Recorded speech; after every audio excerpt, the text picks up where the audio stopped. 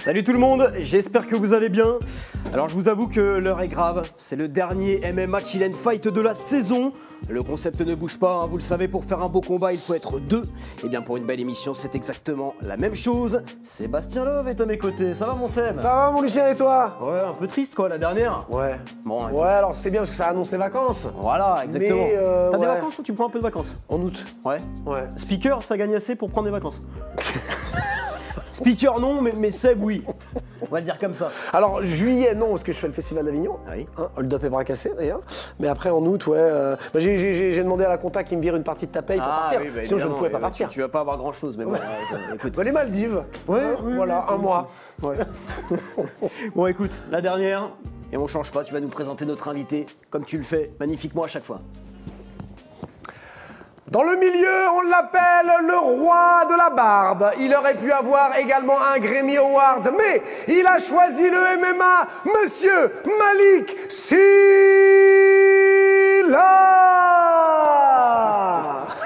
Magnifique. Allez mon Malik. Ça va et toi? Ah Malik, tu vas bien? Ça va, écoute, nickel. J'ai Oh là là. ramené un petit Oh, présent. bah, on peut le dire tout de suite, Malik, t'es notre meilleur invité. Ah, déjà, oui. le premier à nous ramener des cadeaux. Hein. Je tiens à le dire pour tous les autres qui sont passés dans le match Chill and Fight. Ah, ça c'est beau ça. Purée. Eh oui, Fighting Beat, évidemment. Oh. Malik Sylla, hein. Merci beaucoup Malik. Coach. Merci beaucoup. Pour les prochains, Coach Merci. Fighting Beat. prochains jours. Ah bah ça. Avec plaisir. Merci beaucoup. Yes. Évidemment, t'as pensé à toute l'équipe en régie. Ah, bien sûr, Oui. bien sûr. On a les pins. On a les pins. Ah génial. Magnifique. Ouais. Fighting Beat. Ouais, ben merci Malik. Écoute, Ah, ça, c'est super gentil. merci. Bah, c'est bon, on peut conclure l'émission. Donc on a eu ce qu'on voulait. Je pense qu'il n'y a plus besoin de dire grand chose. Oh nickel. Ah, très beau. Quelle taille? Il y a du M, un M et un L. Un M et un L. Tiens M. M, ouais, ça sera plus adapté. Ouais. Voilà. Plus adapté, plus adapté. Oh nickel. Bon Malik, comment tu vas? Tout va bien, les gars. Ouais. Tout va bien. Merci pour l'invitation. Ah, attends, Ah, bah, se écoute, devait de t'inviter. Ah hein. On a depuis quand le temps en même eu, plus. Bah oui. Samba Sima, Modibo Diakité, à chaque fois Malik en plus t'es venu Ouais. aux émissions, t'as pu observer ça de la régie. Ah ouais. Ça va, t'aimes bien l'émission, t'aimes bien le concept? Bonne émission, beau concept et une équipe au top. Donc, Ah c'est gentil. Et tu sais quoi? Moi aussi je t'ai fait un petit cadeau. Regarde, bon, c'est pas grand chose, mais je sais que tu kiffes. Ah ouais, vous êtes Mikado. rencardés. Eh oui, Mikado, t'aimes bien? Vous êtes rencardés, ouais, Mikado. Ouais. Ceux-là, les chocolats blancs, je les laisse pour Samba. Allez, Mais, allez, tiens. hop, et les Tu autres, peux en tout cas, manger pendant l'émission. Merci les gars. Ah oui tu peux ouais. Bon, je les garde pour après. Ah, c'est beau, ça se voit que c'est la dernière, on s'offre des cadeaux. C'est magnifique. Bon Malik, on va te présenter quand même, j'allais dire on ne te présente plus, mais sinon on va quand même prendre un petit temps pour te présenter. Toi, t'as plein de casquettes différentes. Aujourd'hui, tu en as une très belle Kenzo, d'ailleurs, je tiens à le souligner. Parce qu'il faut le dire quand même, tu es coach donc, de MMA au Fighting Beat, ancien combattant, artiste, tu es aussi fondateur de The Cut Barber and Shop. Ouais. Donc voilà, plein de choses différentes. C'est un choix ça de toucher un peu à tout comme ça, t'en as besoin toi? Ça a été, c'est un choix, mais ça a été une nécessité un peu pour moi. Ouais. En ce qui concerne Fighting Beat, l'envie, elle est venue au fur et à mesure. Il y avait aussi cette envie de partager, de rendre ce que le MMA m'avait apporté. Du coup, j'ai monté Fighting Beat. Au début, on avait 2 créneaux par semaine, mardi soir à 19h et le vendredi après-midi, le vendredi matin.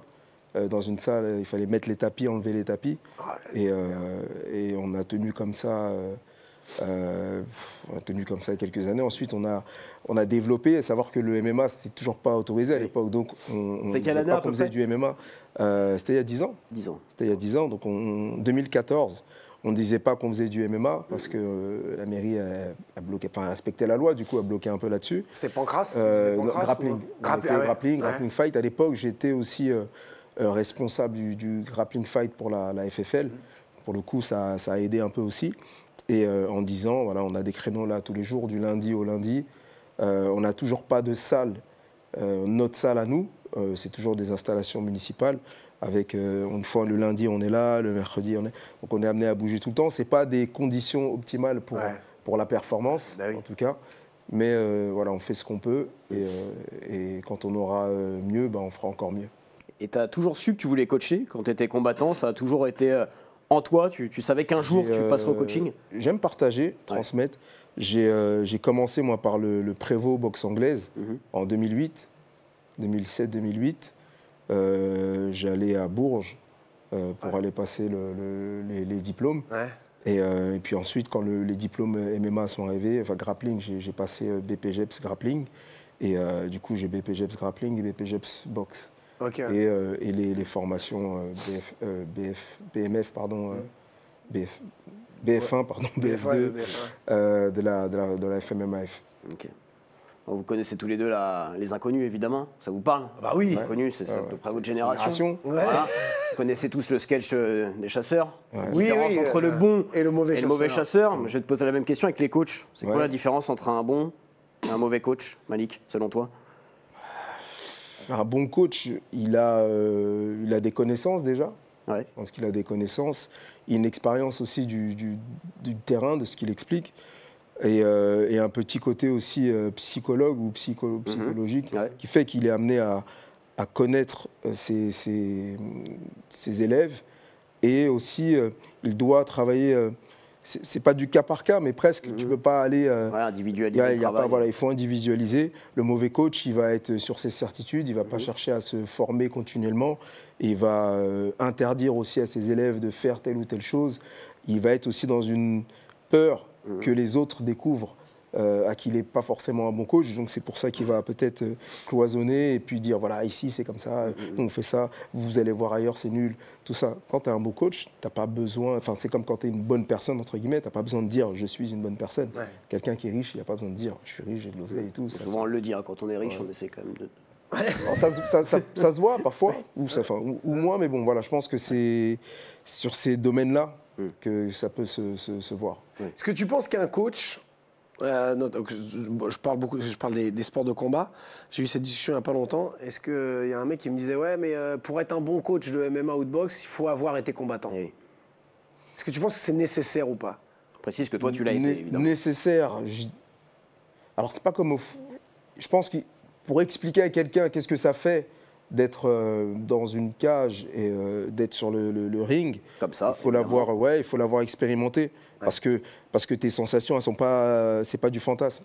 Donc c'est pas parce que aussi tu as été combattant, bon combattant, mauvais combattant, peu importe, que tu es un bon coach. Exact, ouais. Par contre, le côté vécu, c'est quelque chose qui s'invente pas. Ce ressenti, cette expérience qu'est la cage, c'est quelque chose qui ne s'explique pas. Et c'est pour ça qu'il y a des combattants qui, au-delà de la nécessité financière, qui vont faire le combat des fois de trop, parce que cette adrénaline-là, elle existe que quand tu pratiques.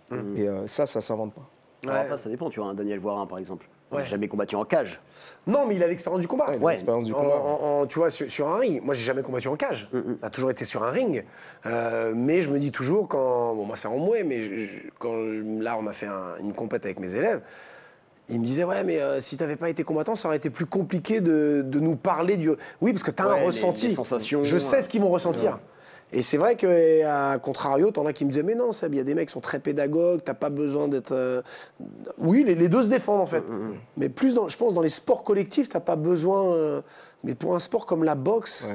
Tu vois, les sports de combat, je pense qu'il faut avoir ce truc quand même. Il y a des combattants qui ne ressentent pas la peur, qui ne ressentent pas le stress, qui vont, c'est des fous. Ils ont cette chance-là de ne pas être sensibles à ça. Mais pour le commun des mortels, pour la personne qui doit se dépasser et qui veut y aller, mais qui va te dire, coach et tout, j'ai peur, est-ce que ça va bien se passer? Si tu n'expliques pas, si tu n'as pas vécu ça, si tu n'as pas expérimenté, tu vas lui mentir. Tu vas lui dire, oui, ça va bien se passer, mais c'est basé sur un truc que tu n'as jamais fait, donc c'est compliqué.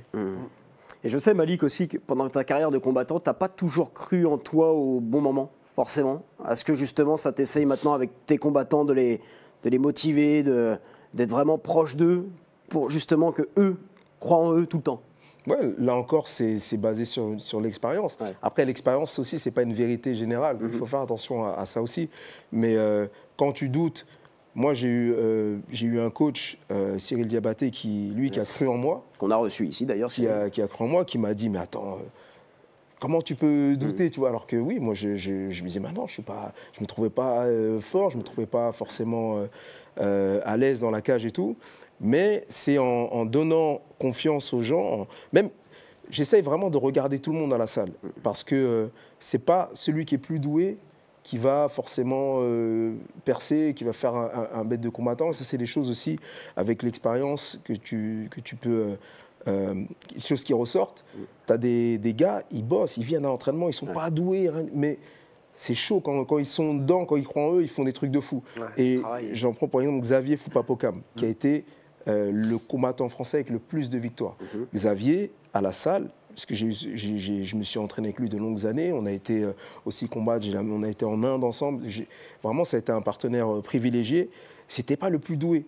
Mais Xavier, il restait après l'entraînement, il t'appelait, il disait « Attends, viens, s'il te plaît, est-ce qu'on peut répéter ça ?»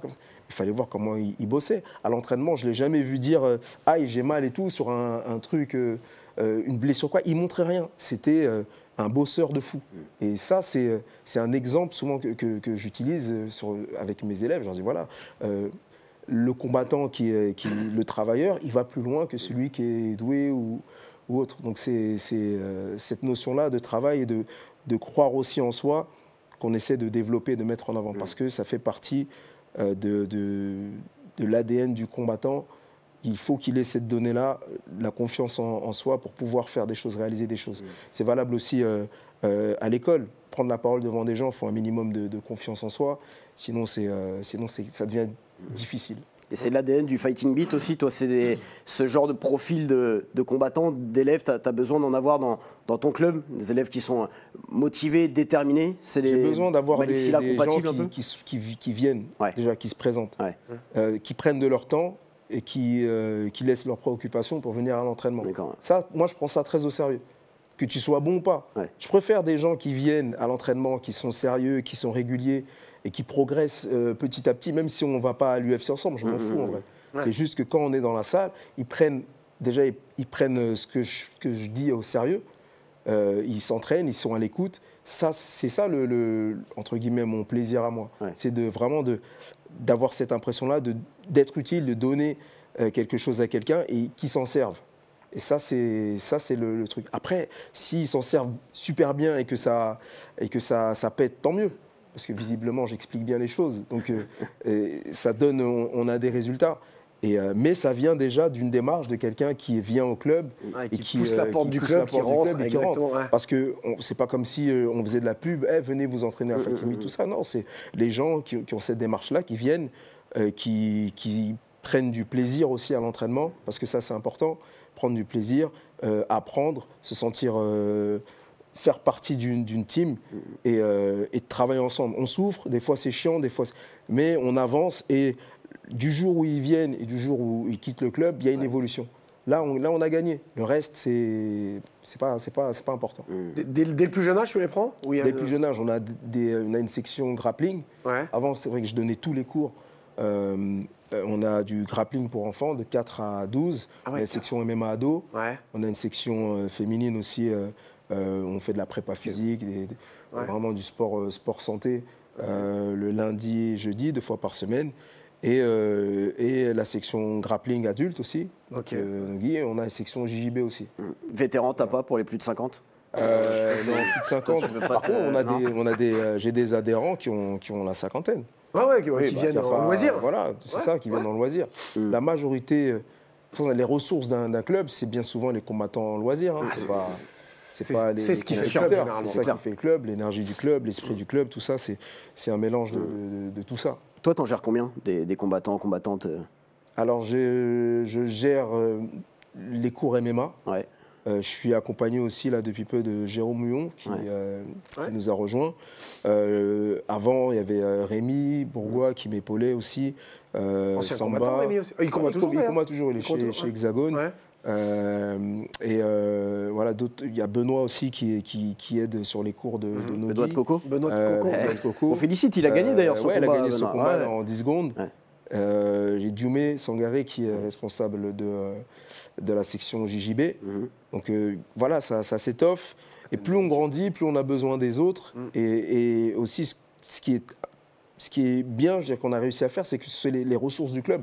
C'est des gens qui ont commencé au club, qui sont là aujourd'hui à 90% et qui donnent aussi, les cours aujourd'hui. Il y a Zoubair aussi, Zoubair Bouarsa, qui est un combattant de MMA aussi, très solide et qui est aussi expert au sol, qui a été ceinture noire de Nicolas Régnier, qui gère la section Nogui. Donc t'as une grosse équipe expérimentée. Ça c'est bien, hein, parce que la phrase que tu as employée en disant plus on grandit, plus on a besoin des autres, on l'entend pas forcément toujours sur ce plateau. On a déjà reçu des coachs qui ont du mal justement à déléguer, tu vois, À chaque fois, leur club grandit, mais eux veulent avoir la main un peu sur tout.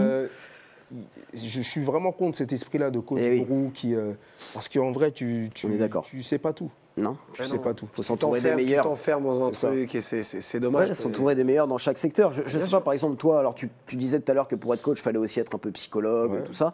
Est-ce que ça, c'est aussi toi qui le gères, la préparation mentale de tes combattants? Non, je n'hésite pas à faire appel à des gens. Moi, j'apporte ce que je peux apporter. Si je suis limité, je dis, bon, là, il y a un gars qui est... De toute façon, on va gagner du temps en faisant ça. Bien sûr. Tu vas gagner du temps, plutôt que ça soit mal fait, il va y avoir des gens qui savent faire et qui du connaissent. temps, de la qualité. Voilà. Et il y a Thomas Roland qui vient ponctuellement au club et qui prend contact avec les combattants, ceux qui en ont besoin, parce que ce n'est pas tous les combattants qui en ont besoin. Donc, la nutrition, pareil. La nutrition, pareil. J'ai beaucoup été aidé par Sébastien Calou au niveau de la prépa physique. Vraiment, j'aimerais tirer mon chapeau à Sébastien parce que déjà, il m'a transformé moi en tant que combattant. Ensuite, quand il a pris en charge Samba, on a vu le step-up. Il s'occupe de Modibo aussi depuis qu'il est petit. Donc Sébastien, moi j'ai commencé la lutte à livrer à l'époque avec Fabien Brochetel. On tournait ensemble, on se voyait et tout. Il n'arrêtait pas de me mettre des clés de genoux. Mais voilà, je ne savais pas vraiment qui il était.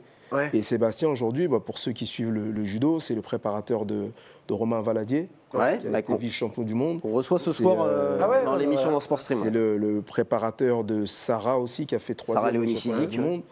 Voilà, c'est un personnage très important et qui, dans son métier, et c'est l'un des meilleurs, mais c'est quelqu'un qui s'en fout, quoi. Il s'en fout de la lumière, lui, il reste dans son coin.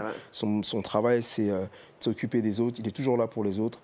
Et voilà, et Sébastien, ça a été vraiment une des pièces maîtresses, en tout cas des résultats du club, de l'évolution aussi des compétiteurs. Mais c'est ça, tu vois, la différence. C'est marrant parce que j'ai eu toutes ces discussions, je l'ai eu la semaine dernière avec des mecs du milieu. Et on parlait, c'est quoi un bon coach? Et t'en as la plupart qui disent le bon coach, c'est le mec, tu vois, il est là, il est capable de tout faire, de gérer la prépa mentale. Mais en fait, non. Le bon coach, c'est celui qui sait s'entourer, qui va faire progresser ses élèves avec des éléments extérieurs qui vont t'apporter une plus-value incroyable.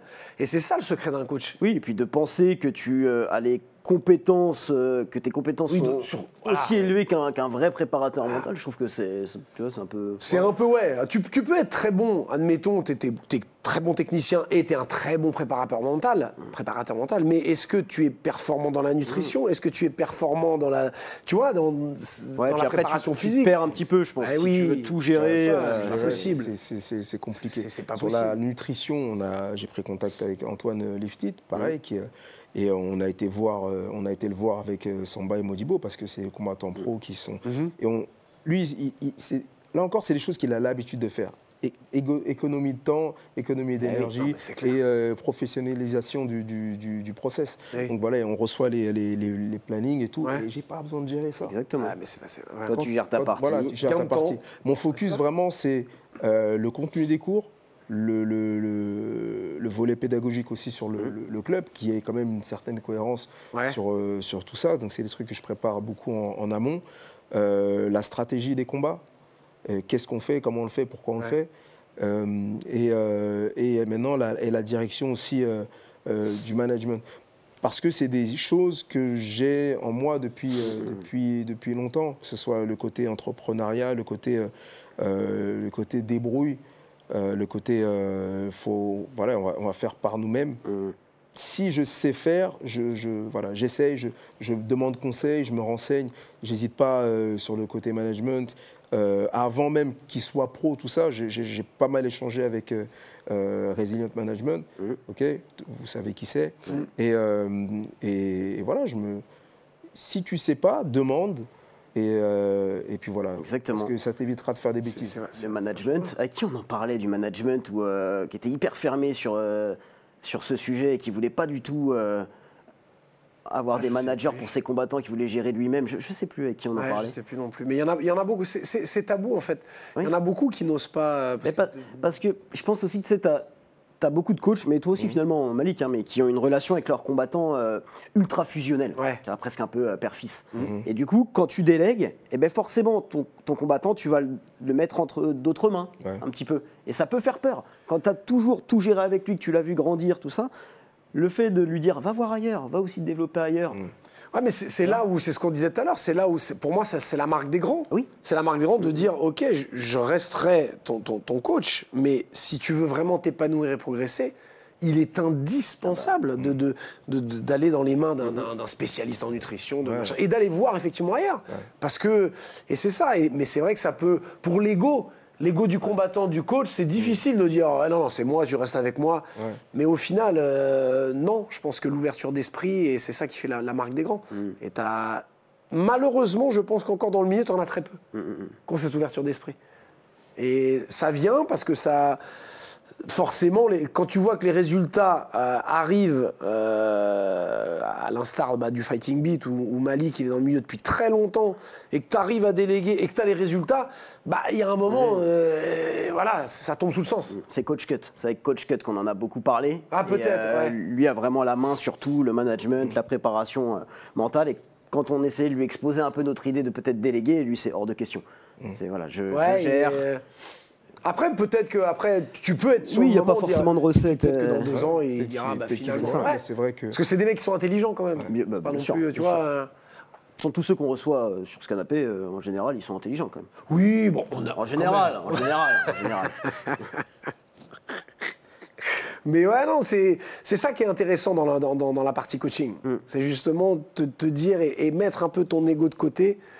Parce que tu t'occupes de mecs qui vont dans la cage, qui vont au charbon, mets-les dans les meilleures conditions. C'est ça. Allez, prends-la, ça va les faire grandir. Et quand tu vois Samba Sima, l'évolution de Samba, elle est incroyable. Elle est incroyable. Et puis, j'ai envie de dire, c'est encore que le début. Ouais, on débute. Là, Samba et Modibo, ils sont en Belgique, là, avec Nasmi, un autre prospect du club. J'étais avec eux, là je suis rentré hier pour qu'on puisse être là ensemble aussi. Donc ils sont là-bas, il y a Patrick Abirora et Modibo qui bossent ensemble. Et ça aussi c'était super à voir, de les voir travailler comme ça. Vraiment c'était un travail. Moi j'ai fait ça, c'était du travail. Et sous l'œil de Tarek aussi, le coach Sendo. Le coach Sendo, Team Sendo, qui nous a vraiment accueillis comme si on faisait partie de la famille et tout. Donc ça c'était... C'est pour ça aussi qu'on fait ce sport-là. C'est des rencontres et tout, tu voyages. J'ai vraiment aimé cette partie-là au début, quand j'ai commencé le MMA, c'est qu'on était amené à bouger à droite à gauche. Il fallait aller en Russie, et tu rencontres des gens comme ça. Et ça aussi.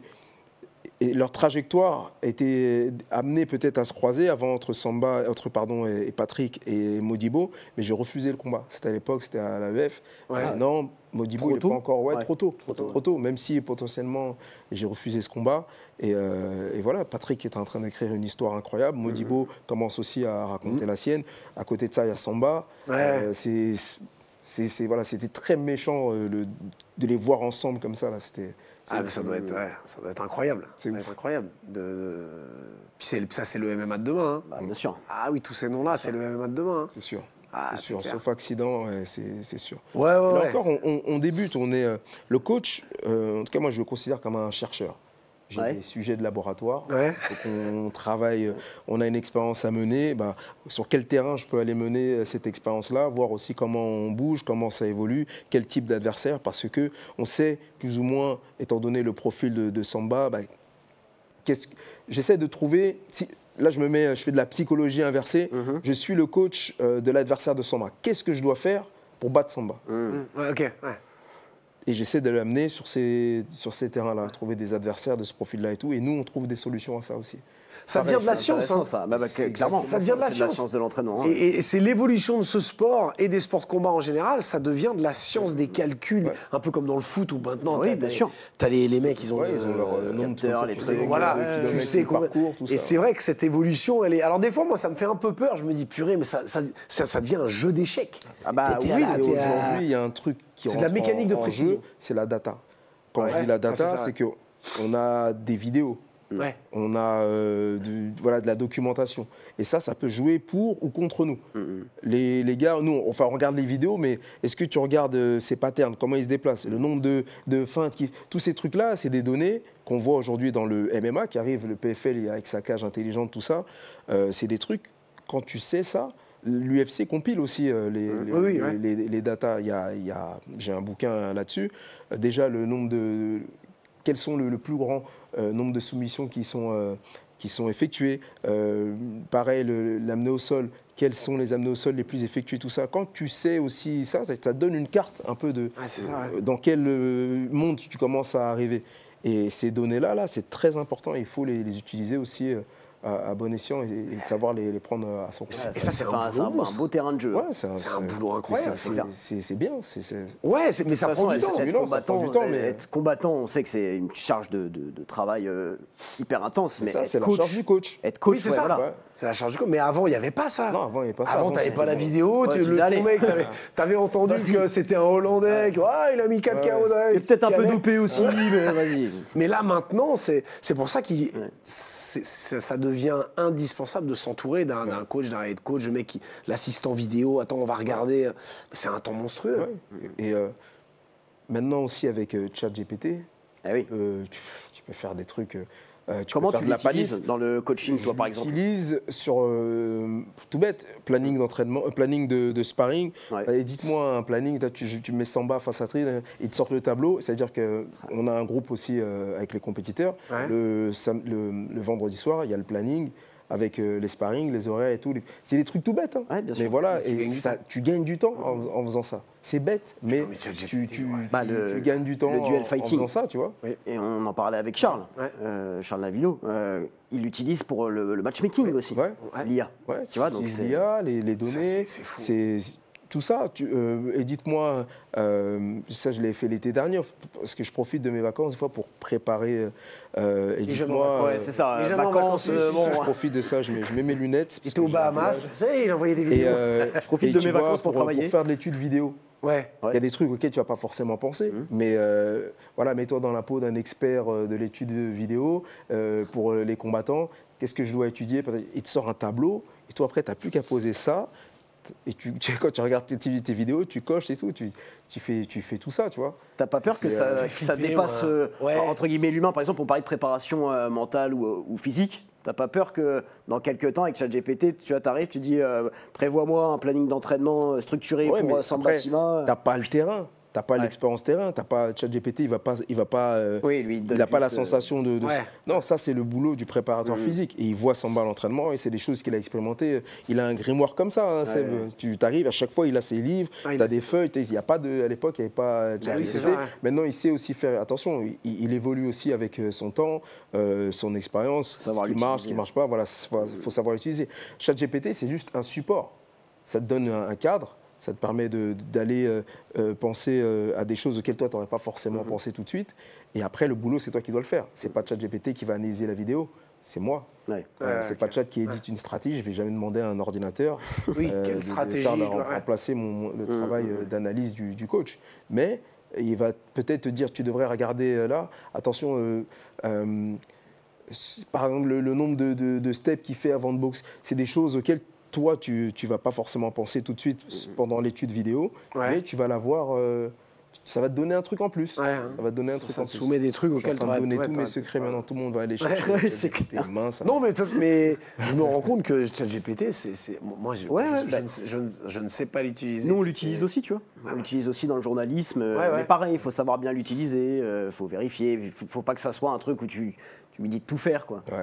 Mais ça peut être utile pour certaines choses quand même. Après, je l'avais déjà dit ici, mais il y a un truc qui m'étonnait, c'est ChatGPT où moi je ne suis pas du tout cette génération, puis ça ne m'intéresse pas, mais quand je voyais les élèves qui maintenant utilisent ChatGPT pour leurs cours, et les profs utilisent ChatGPT pour corriger.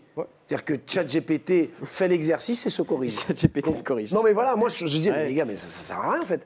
Vous ne servez plus à rien. C'est ChatGPT qui fait vos devoirs, ChatGPT qui vous corrige. Il faut savoir l'utiliser. Et voilà, et moi, honnêtement, je ne sais pas. Il ne faut pas devenir dépendant de ChatGPT. Une chose, on n'est qu'au début de tout ça. Ouais, mais c'est ça qui fait flipper. Moi, c'est ça qui me... Je te jure, ça me fait peur. Vous avez déjà essayé ChatGPT à la voix aussi? Ouais, c'est incroyable. T'as jamais essayé? Ah non, j'ai jamais essayé. C'est hallucinant. En fait, tu as une voix qui te répond. Alors, une voix vraiment genre, comme la tienne ou tu as la voix de Malik. Et parfois, la voix fait des erreurs. Par exemple, bégaye sur un mot, bloque sur un mot et te dit hop, pardon, et reprend.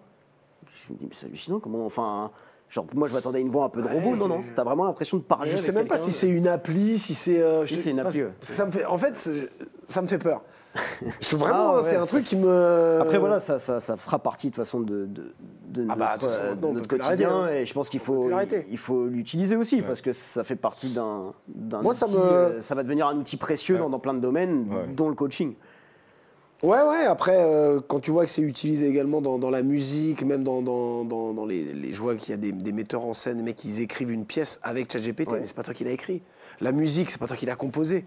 Et c'est ça qui me dérange. Après, il faut vivre avec son temps, c'est ce que j'essaye de me dire maintenant de plus en plus. Mais vraiment, il y a des trucs, j'y arrive pas. Et notamment dans le théâtre, le mec, il écrit sa truc, c'est ChatGPT. Mais c'est pas toi. Ouais. La création, elle est où? Alors après, dans la boxe, t'enlèveras pas le terrain.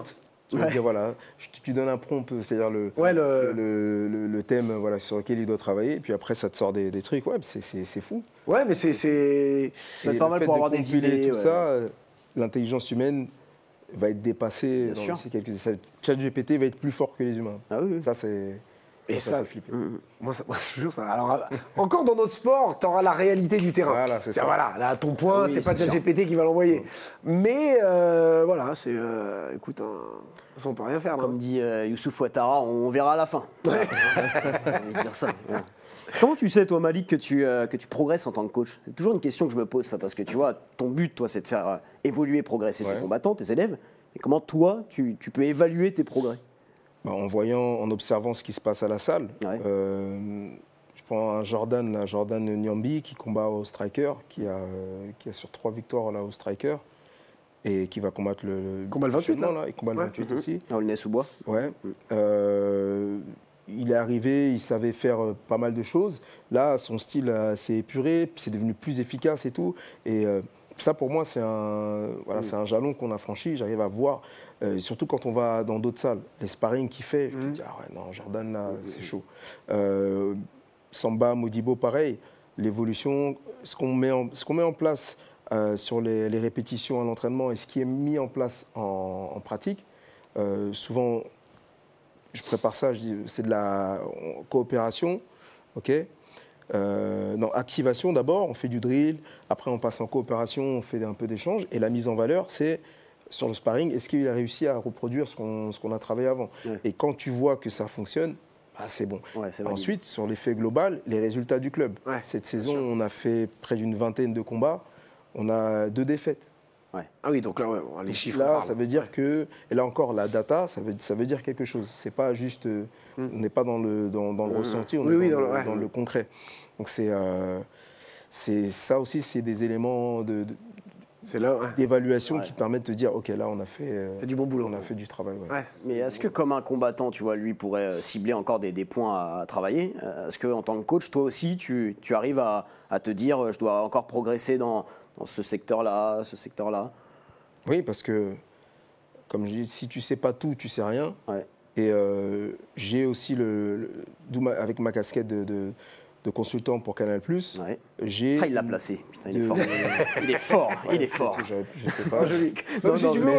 Mais j'ai la chance de regarder des combats. Bien sûr. D'avoir l'œil entraîné, l'œil aiguisé. Que ce soit l'UFC, l'ARES, PFL, je regarde des combats. Et je regarde, et ça me donne une quantité incroyable. Donc là encore, quand tu mélanges un peu tout ça dans ta tête, tu dis, ce qu'on fait, ça se rapproche un peu de ce qui marche au haut niveau. Ça permet de faire le tri aussi de, ça, on va peut-être le mettre de côté. Aujourd'hui, vraiment, je cherche plus l'efficacité que l'esthétique, la gestuelle, même si dans les arts martiaux, là, le côté artistique, ça doit aussi exister. Pourtant, tu as souvent été reconnu pour ça, toi, non? Le beau geste, c'est ce que tu as aimé. Parce que c'est comme ça que j'ai été éduqué, le noble art, la boxe, il fallait faire les... Mais dans mon enseignement... Tu t'en détaches. Je m'en détache un peu parce qu'il faut qu'on soit efficace. Mais oui. Que ça soit efficace. Surtout dans le MMA. C'est ça, le MMA, il faut être efficace. Vraiment. C'est bien, le geste technique, c'est réservé... Je pense, les arts martiaux. Le sport de combat, efficacité. Voilà. Sport de combat, compétition, efficacité. La première chose, c'est l'équilibre. Si tu n'es pas en équilibre, peu importe ce que tu fais, tu donnes un coup de poing, tu es en train de te casser la figure, va travailler au moins ta stabilité. Parce que sans stabilité, la force, ça ne s'exprime pas et tu peux pas boxer. Même tu prends un coup, tu es en train de tomber, c'est le juge va estimer que c'est toi, entre guillemets, voilà, que si tu as perdu ton équilibre là-dessus, tu perds. Donc, travaille là-dessus, ton équilibre. Ensuite, est-ce que le coup que tu donnes est efficace, qu'il y ait de la force ou pas?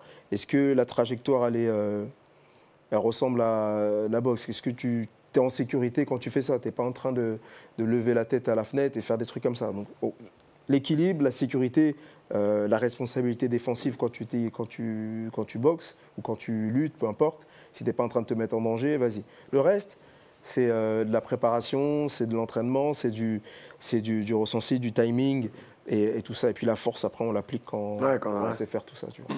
Et tu as des coachs qui t'inspirent, français, étrangers? Ouais, j'ai Aldric Cassata, Nicolas Hoth, parce qu'ils ont une vision aussi un peu moderne et holistique du MMA. Il y a des coachs aussi qui font un travail un peu plus... j'ai envie de dire social et tout. Il y a Cut, le travail qu'il fait à Aulnay, il est là, mec, il est tous les jours à la salle et tout. Il est là pour ses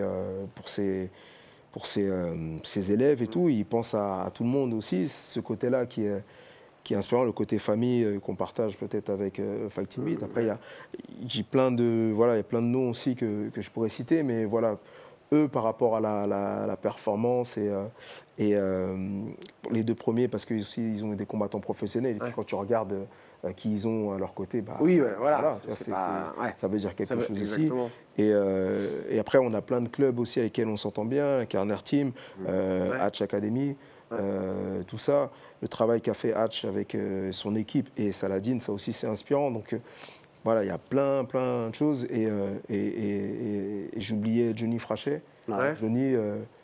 Johnny, c'est un ami, on peut le dire. Je le connais depuis très longtemps. À l'époque où moi, j'ai commencé à sentir que j'étais claqué, j'ai regardé un peu à droite, à gauche. Et j'ai été voir Johnny, c'était il y a 15 ans. J'allais à Tismons, je partais de chez moi avec ma quai, j'allais à Tismons et je travaillais avec Johnny.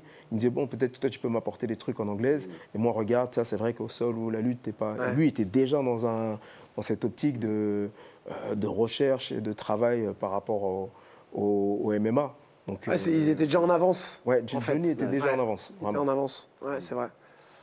Parce qu'il n'y a pas beaucoup d'anciens coachs de mon époque, un tout petit peu plus jeune, qu'on réussit à s'adapter à la nouvelle époque. S'adapter au MMA moderne. Ouais. Et c'est ça qui est compliqué. Et même la vision, et je m'inclus dedans, moi j'ai une vision très passéiste des sports de combat. Mais il faut savoir évoluer. Et il n'y en a pas beaucoup, en fait, qui ont réussi. Et c'est vrai, quand tu parles d'Aldric et de Nicolas, bon, ils sont plus jeunes. Et ils ont une vision complètement différente de ce qui se faisait avant. Notamment parce que les méthodes d'entraînement ont changé, parce que les moyens ont changé. Et puis, c'est une preuve d'intelligence que de savoir s'adapter. Chose que je n'ai pas.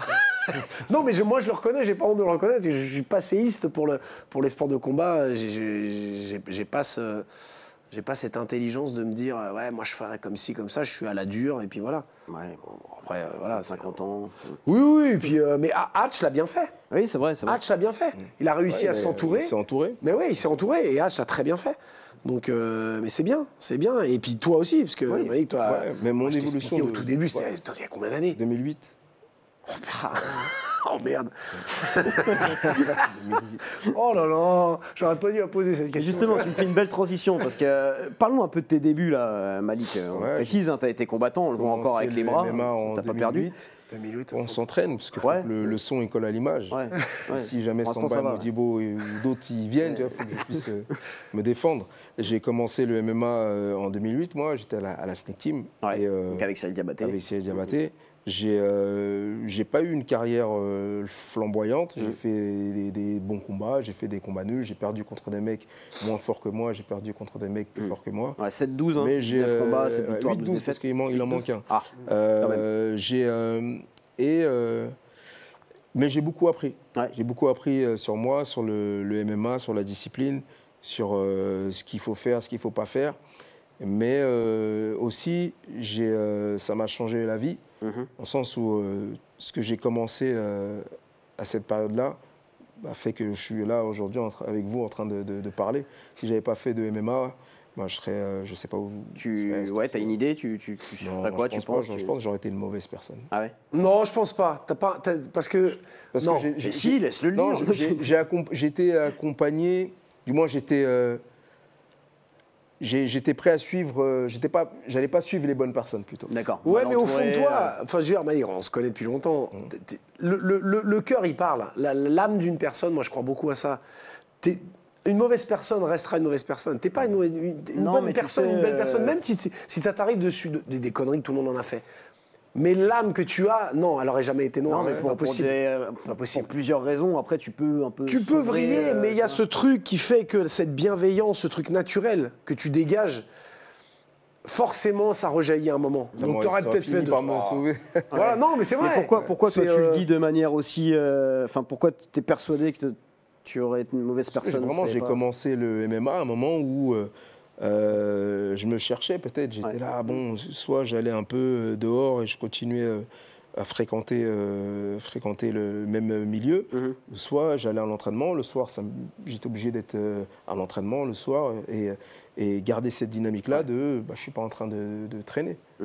C'est vraiment ça, j'avais 23 ans. Ouais, donc voilà, on n'a pas la même. Ans, donc, et puis après, le tournant, ça a été la naissance de ma fille aussi. Et ça, du coup, ça... T'avais quel âge? J'avais 24 ans. 24 Après, la vie change. Hein. Après, ça change tout. Eh oui. Mais tu vois, il fait partie de cette génération où, là, tu disais, ouais, j'ai pas eu une carrière flamboyante. Quand même, arrête. 8-12. Et puis, c'est une époque où tu refusais personne. Oui, c'est ça. On n'était pas à dire oh bah non, tiens, je veux que du verre. Lui, je vais pas le prendre. C'est que tu combats, point barre. Et moi, cette période, c'est ça qui me régalait parce que c'était des combattants. Les mecs, on te met un mec, t'es pas là à discuter, dire oui, mais. Alors que maintenant, on a tendance à. On choisit un peu plus parce que tu dois faire monter un boxeur. Oui, il y a une carrière. stratégie, bien sûr. Je ne suis pas critique, c'est-à-dire que c'est aussi faire preuve d'intelligence que de gérer la carrière d'un athlète. Mais cette génération, ça allait au charbon. Donc le 8-12, le négatif, le positif, il y a eu des guerres magnifiques. L'époque du 100%, c'était incroyable. Mais c'était incroyable, Malik. Cette époque, elle était extraordinaire. Je sais pas, t'as un peu de regret, toi, quand tu vois là, ton bilan, 20 combats, 8 victoires, 12 défaites, tu dis que t'aurais pu faire mieux Ouais, j'aurais pu faire mieux parce qu'il y a des combats, clairement, où j'ai craqué psychologiquement. C'est là, après, t'apprends de toi. Mais j'ai kiffé en vrai. J'ai kiffé, tu vois. J'ai kiffé parce que j'ai pu m'exprimer à une époque où il n'y avait pas Instagram, il n'y avait pas Facebook et tout. Donc j'ai pu être préservé de ça. Si j'avais été combattant à cette époque, enfin à notre époque, peut-être que j'aurais fait les choses différemment. J'aurais peut-être été plus. Peut-être à choisir, à dire et tout, tu vois. Non, là, tu avais ton coach. C'est ça. Vas-y, tu y vas. Je regarde. On va en Lettonie, Allez, on y va. Et t'allais parce que c'était pour toi, pour l'équipe, pour ta team et tout. Tu représentais quelque chose, tu vois. C'était ça. C'était la Snake Team contre haute tension. Attention, tu sais, c'est des valeurs. C'était des valeurs autres. Ça te manque ça un peu? Tu trouves que ça se perd? Non, en vrai, on a eu notre époque, c'était mortel, j'ai kiffé. Mais t'es pas dans la comparaison? Non, tu peux pas. Il faut pas comparer et tu peux pas comparer. C'est vraiment complètement différent. Oui, je sais, mais c'est vraiment, c'est de faire la part des choses parce que. C'est-à-dire quoi, les gens qui étaient là avant nous aussi, ils vont dire que nous, on était on est des sauvages, parce que nous, c'était la génération boxe taille, tout ça. Les mecs, ils arrivaient, nous, on faisait de boxe taille. J'ai eu des grands autour de chez moi. Cyril, déjà, moi, je le voyais combattre en boxe taille. Jean-Yves Davison, paix à son âme, je le voyais commencer en boxe taille. À l'époque, moi, j'ai commencé par la boxe taille parce que c'était le sport aussi qui était là, avec Joel Lawson. Et eux, ils étaient anti ça. Le MMA, vas-y, ils s'en foutent de ça. Tu leur dis MMA, ils disent mais c'est pour les gamins, tu vois. Et nous, on était en train de nous battre comme ça. On installait des tapis à l'époque. Et aujourd'hui, on en est là. Merci. Je suis reconnaissant d'avoir pu vivre ça. Et c'est cette expérience-là vraiment qui fait qu'aujourd'hui, je peux avoir un autre regard sur ce qui arrive et surtout de dire qui est là pour la fame, pour les caméras, et qui va vraiment être là jusqu'au bout, parce que cette dureté-là, elle est, quand il est confronté, il y en a beaucoup qui vont lâcher l'affaire. Ah oui, non, mais c'est sûr. Mais c'est bien. J'aimerais bien arriver à faire cette. Ne j'y arrive un peu pas plus. des vieux cons. Ouais, non, mais c'est vrai, mais moi je l'assume en plus. Non, c'est mais je trouve pas que tu vieux sois un con. vieux con non plus. Je mets de l'eau dans T'es mon pas vin. si vieux que ça finalement. Ah, 52 balais, mais si, je suis un vieux. Mais je prends plus de recul. Mais en plus, c'est marrant d'avoir fait l'émission là depuis 1 an et demi. J'arrive à prendre un peu plus de recul, de voir tous les week-ends. Donc je me dis, mais oui, c'est vrai que le c'était mieux avant. Alors le c'était mieux avant, je le garde pour la musique. Alors là, on ne l'enlèvera pas. Ça, on ne l'enlèvera Tu pas. me fais encore ça, une c'était mieux avant. excellente transition. Voilà, tu vois, mais parfait, oui, mais parce c'est- que- ça c'est Mais oui, c'est un métier, hein. C'est un métier après tout. Hein. Mais pour les combats, j'arrive à me dire, ouais, l'évolution, elle est quand même phénoménale parce que maintenant, il y a des mecs qui sont incroyables. Ouais, Ils sont. Ça Toi, je pense que c'est difficile aussi d'avoir ce discours-là de c'était mieux avant, parce que tu es au contact en fait de cette nouvelle génération et tu vois aussi toutes les qualités, tout ce qu'elle peut amener au MMA. Oui, non, mais c'est. Voilà, il faut vivre. De toute façon, on n'a pas le choix. Hein. Il faut vivre avec son temps, voilà. On n'a pas le choix. Bon, on a parlé du Malik combattant, coach, parlons de l'artiste maintenant. Alors, je vais vous donner un peu les coulisses, parce que Malik, je lui ai demandé sur Instagram, je lui ai dit, Malik, où je peux trouver tes sons? Réponse de Malik, ah ouais, vous voulez me faire, vous. Direct, il a compris le truc. Mais non, on a écouté un peu ta musique, on s'est permis de prendre un petit clip, là, on peut le regarder, les gars, en régie? Allez.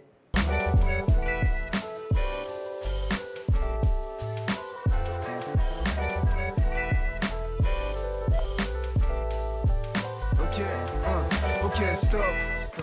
Pose-toi une minute, prends ma musique comme un bol d'air, l'attention 10 minutes. IMO est un géant, je vous laisse ces problèmes de minus. Pour ma part, je prends mon temps, rendez-vous au terminus.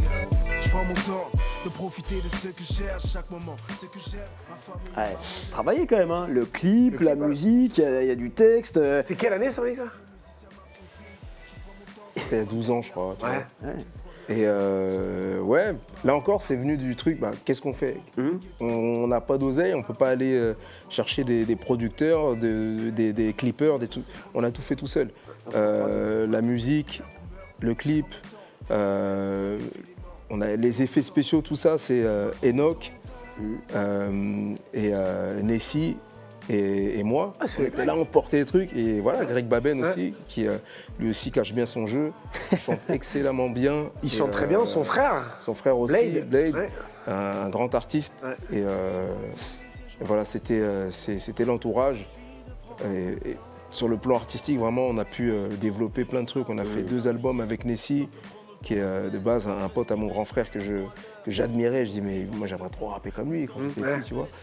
Et puis voilà, on a fait ces albums-là, on a fait nos sons, on a même été faire des scènes à Paris, en Suisse, tout ça. Et c'était une belle époque. Et ces musiques-là, je les écoute un peu encore avec nostalgie. Tu vois, on voit nos enfants, c'était des petites. Aujourd'hui, voilà, ma fille, 17 ans, elle est au concert de Beyoncé, tu vois. Ah oui, Ah oui. Oui, ça grandit. Voilà. Ça grandit. Ça grandit vite. Mais tu parles du fait que tu as fait quelques scènes. Je sais que toi aussi, tu en parles beaucoup quand tu fais du théâtre. Tu retrouves un peu les mêmes sensations, ce pic d'adrénaline. Toi aussi, Malik, ouais. Quand tu as fait des c'est scènes. Ça, la scène, la cage, c'est un terrain sur lequel tu peux t'exprimer. Et voilà, ça fait partie du kiff aussi tu travailles, tu écris des trucs et tu viens les donner devant le public. À l'entraînement, tu t'entraînes, tu taffes tes techniques et tu viens. Le but, il est là, c'est une scène. Vraiment, tu rentres dans la cage comme si tu montais sur scène. Et qu'est-ce que la musique t'apporte que le sport ne t'apporte pas? Je pense que ça se complète. La musique, ça me permet de dire des choses que je ne vais pas forcément dire là. Et le combat, ça me permet de frapper les gens légalement, si je ne peux pas le faire dehors, tu vois. Et ça permet aussi tiens, ça me fait peur, je vais quand même aller le faire. J'ai peur et tout, je vais affronter un mec qui m'a rien fait. Est-ce que tu te mets face à tes doutes et face à tes craintes. Tu mets aussi en jeu ton intégrité physique. Mais derrière ça, quand tu triomphes de ça, tu sors différent. T'avais la même peur en combattant et en montant sur scène Ouais, la peur de est-ce qu'ils vont aimer ce que je dis, tu vois. Est-ce qu'il y a une validation du son, des textes, de l'ambiance, de la gestuelle, tous ces trucs-là, tu vois. C'est pas la même peur, mais il y a une peur quand même. Ouais, une petite peur quand même. Ouais. Wow, il y a 15 ans. Plan B. Tu racontes quoi dans tes textes là? Dis-nous un peu, tu parles de quoi? Tu parles de qui Dans Plan B, un peu tout dans la globalité. Un peu tout. Quoi, en gros, c'est sujet d'expression. C'est juste l'histoire d'un mec qui veut s'en sortir, tu vois. Et veut dépasser sa condition et devenir ce qu'il a envie d'être. C'est tout. C'est autobiographique en fait. C'est ça, ouais, je parle beaucoup de... Ouais. Moi, au travers de choses... Ouais, voilà, d'images ou de... D'images, ouais. Beaucoup ça. C'est derrière toi ça ou tu pourrais là reprendre? Non, c'est toujours... Ça fait un moment que j'ai pas écrit. Mon dernier projet, par contre, ça a été en 2023. Ouais. J'ai sorti un projet, j'étais un peu... J'ai expérimenté d'autres univers musicaux que j'avais pas testé. Et ça a été un kiff aussi, là encore, toujours avec Enoch. Tu vois, une petite dédicace à Snake Team à l'époque. Mais même dans la musique et le petit niveau qu'on avait, on a essayé de faire des choses bien, propres, tu vois. C'était ça, mais là encore, c'était c'est nous, on règle les lumières, après on a des trucs, la caméra, t'en bouge pas, tu cours, t'appuies sur play, tu cours, tu rappes. C'était... Et avant ça aussi, j'avais sorti quelques projets. Du coup, de A à Z, je peux te dire comment sortir un disque. Tu vois. Oui, t'avais... Et le côté management, il vient de là aussi. Le fait que j'ai ce côté self-made qui fait que je monte les choses, mais je vais me renseigner. Je fais du mentoring. Quand j'ai ouvert mon barbershop, avant ça, je me suis renseigné. J'ai été m'asseoir dans 2-3 barbeurs de Paris pour voir comment ça tournait. Ok, là il y a ça, il y a ça.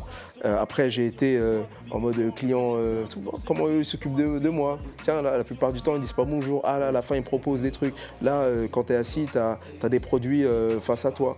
Et tout ça, ça m'a aidé à monter aussi, à monter, développer et travailler sur le business. J'ai été aidé aussi par Anthony Rode, peut-être que vous connaissez. Ouais, Anthony, oui, ancien combattant. Et là encore, il me parlait, il me dit, mais il m'a dit une phrase un jour et ça résonne encore dans ma tête. Je lui dis, moi, voilà, je vais monter mon barbershop, je vais aller faire une formation coiffeur et tout comme ça, je vais savoir. Il m'a dit, mais il faut que tu apprennes à gérer ton temps. Hein. Il m'a dit, est-ce que le patron de Nike, il vend des chaussures? C'est clair. Oui, c'est clair. Et quand il m'a dit ça, ah ouais. Il dit voilà, va te former sur le business. C'est ça, comment développer ton truc plutôt que d'aller faire le. C'est pas à toi de faire ça. C'est quoi les tarifs pour chez nous couper barbe 30 €. Ah putain, je vais aller chez toi en fait. Couper barbe 30 €, on est à Rueil-Malmaison. 30 €, c'est pas cher. Rueil-Malmaison, l'adresse et tout. Et voilà, 22 places des Maîtres Vignerons. De toute façon, on est sur les réseaux, The Cut Barber and Shop. Et voilà, ça fait 5 ans qu'on est là. Vraiment, j'ai une équipe. J'ai une équipe sur le terrain. J'ai 3 pros, 3 artistes, dont Jason. Jason, c'est le Messi, hein. C'est Léo Messi. Tout le monde veut Jason. Nous, on travaille sur rendez-vous, mais si tu veux te coiffer avec Jason, c'est 2 semaines d'attente souvent. Wow. Après, il y a Walid et Ghislain qui sont là, qui font un travail excellent aussi. Mais voilà, le héros de l'histoire, là, c'est Jason. Ouais, puis tu me disais en off, hein, les 100 premières personnes qui vont commenter l'émission avec Malik auront Jason aura une coupe gratuite pendant un an, c'est ça? Pendant un an, exactement. Ah mais 30 €, c'est propre, ouais. Moi, c'est presque 50, moi. Je vais plus chez le coiffeur depuis longtemps. Moi, j'y vais juste parce que je sais pas le faire moi-même, la barbe. Non, et après, c'est pas... C'est vrai que on dit c'est pas cher, mais en termes de qualité, de service et tout, et c'est ce qui m'a, moi, boosté aussi dans cette activité-là. C'est le coiffeur, c'est une activité qui est portée vers les autres. Ouais. Et souvent, j'allais chez les coiffeurs et tout, les gens me disaient pas bonjour, la musique a été trop forte, c'était pas propre. Et ça, je me suis dit, mais non, mais... Donc, où j'irais moi? Et quand je vais dans une salle aussi, je me dis, est-ce que j'amènerai mes enfants ici, tu vois? Et cette démarche-là, elle est venue. Mais pour faire l'histoire complète, en 2001, je suis à New York, chez un tonton à moi qui a un barbershop. Okay. Quand je me suis assis là et que j'ai vu la vie qu'il y avait dans un barbershop, on était aux États-Unis, New York, Bronx, les gens, ils arrivaient, ils vendaient des bootlegs. Toi, tu as connu, il est beaucoup trop jeune. Les bootlegs, donc les faux, les copies de films, de CD, de mixtapes, de rap US, les gens qui viennent proposer à manger dans le truc. En vrai, ça parlait, ça rigolait, des gens qui venaient même pas pour se coiffer et qui étaient là. C'était un lieu de rencontre. Et j'estimais que du côté de chez moi, il manquait déjà le côté service au niveau du barbeur, mais aussi il n'y avait pas de lieu de rencontre. Et j'ai toujours grandi à Rueil, et là où les barbeurs, c'était un ancien opticien. Il y avait un garage à côté, devant lequel je passais quand j'étais petit, j'allais à l'école, mon cartable, garage Souverain. Je passais devant ce garage, je voyais toujours les gérants du garage et tout, donc ils m'ont vu grandir. Un jour, j'arrive au barbeur et je vois le gérant du garage, il est là en train de se faire coiffer. Et je dis à Monsieur Souverain, aujourd'hui c'est un jour particulier pour moi. Depuis que je suis petit, je vous vois, on ne s'est jamais dit bonjour. Okay. On ne s'est jamais parlé, on ne s'est jamais dit bonjour. Ça fait quoi? Ça fait 30 ans qu'on se croise. Et là, aujourd'hui, vous êtes là et on se dit bonjour et tout. Donc, ça, c'est quelque chose qui m'a marqué. Je me dis, là, on a fait quelque chose quand même. On a fait ce barbershop, c'est devenu un lieu et on a énormément de clients. On a des très bons retours aussi des clients sur Internet, tu vois. Il y a toujours un ou deux chiants qui va te dire mais sinon, vraiment, les reviews qu'on a, elles sont vraiment bien. Ouais, c'est important d'avoir des bons retours. Nous aussi, on en a sur certaines rubriques de l'émission, pas toutes, mais sur la prochaine, on a plutôt de bons retours. On va le faire tout de suite, le face-off, le dernier de la saison.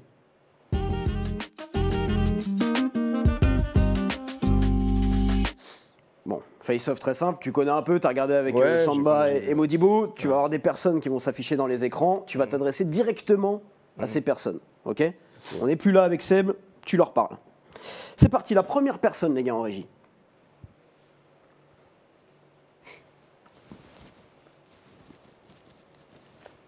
Tu peux traduire, du coup? Modibo, c'est une belle personne. Et tu m'as aidé à être un coach différent, à voir aussi les choses différemment. Et je suis fier de ton parcours et c'est que le début. Tu dirais que ce genre de combattant-là, Modibo Diakité, qu'on a reçu ici, c'était une super émission avec Modibo, ça te fait progresser en tant que coach, mais aussi en tant qu'homme. Ouais, parce que tu découvres, tu changes. D'habitude, le fait de parler, c'est normal, ça a l'air normal pour toi. Tu es né, tu es comme ça, tu entends, tu parles. Là, tu te retrouves face à quelqu'un à qui il manque un sens. Ouais. Comment tu fais? Tu es obligé de t'adapter, tu es obligé de changer ta perception et d'essayer de te mettre dans sa peau aussi quand tu donnes le cours et quand tu t'exprimes au quotidien. Mais vraiment, au-delà de ça, Modibo, c'est une personne... J'ai cette chance-là de pouvoir la connaître et son entourage, de toute façon, les gens qui sont autour de lui, Samba aussi, vous l'a dit, c'est son frère. Et, Modibo, c'est vraiment une très belle personne. Avec un avenir radieux dans le MMA, hein, Modibo. Sportivement, c'est un monstre. Belle découverte. Modibo, c'est un monstre. Et vous allez le voir, c'est un monstre. Toi, des fois, ça doit être dur. Hein, quand t'as les pattes là, avec Samba et Modibo, ça doit... Ouais, Modibo, c'est... doit chauffer. Hein. Physiquement, pour le fatiguer, c'est quelque chose. Samba, il frappe comme un poids moyen. Tu les vois aller jusqu'où, les deux, là, Samba et Modibo? Je les vois... aller atteindre des plus grosses organisations. Après, j'ai envie de te dire, les côtés champion, qui sera champion ou pas, ça dépend de beaucoup de paramètres. Mais déjà, la manière dont ils prennent ça au sérieux, dont ils travaillent et dont ils s'entraînent, le chemin, tu es un peu plus rassuré. Tu es en train de rajouter de la lumière là, sur le couloir. Là. Et des personnes qui sont en dehors de la cage aussi, il faut le souligner quand même, mais que ce soit Modibo, mais Samba aussi. Ah non, mais oui, mais ça fait partie des combattants qui vont. C'est l'avenir du MMA français. Bon, ça, c'est écrit depuis un petit moment. Ça fait partie des combattants que les plus grosses orgas suivent. Parce que, au-delà du côté un petit peu médiatique qu'ils ont, c'est surtout le talent qui parle. Et puis là, il n'y a pas photo. Là, c'est pas ce que j'appelle les combattants surcotés. T'en as, on en parle, mais les gars, il y en a d'autres qui méritent la lumière, qui ne l'ont pas, mais c'est eux qui vont faire l'avenir du MMA français. Et c'est vrai que Samba, c'est Samba et puis Modibo, quelle découverte. Bien sûr. Quelle découverte. C'est clair. Et c'est vrai qu'on s'était posé la question, comment on va faire pour lui poser des questions, comment il va faire pour répondre, et ça a été unanime. On s'en fout, il est comme ça, on va pas prendre quelqu'un qui va faire... Tu vois, on a hésité, et puis en fait, moi on l'a vu passer dans Click, avec donc une traductrice, l'émission était très bien et tout, mais en fait, moi j'ai kiffé ne pas avoir de traducteur, avoir juste Benoît qui était là parfois quand il comprenait pas, mais c'était génial. Bah oui, c'est ça, c'est la vraie vie en fait, tout simplement. Quand il se balade dans la rue, il n'a pas quelqu'un qui va lui faire la traduction. Donc c'est ça. Bon voilà, tu disais tout à l'heure combattant surcoté pour certains. Peut-être que la prochaine personne est un petit peu surcotée, en tant que combattant en tout cas. On va la voir.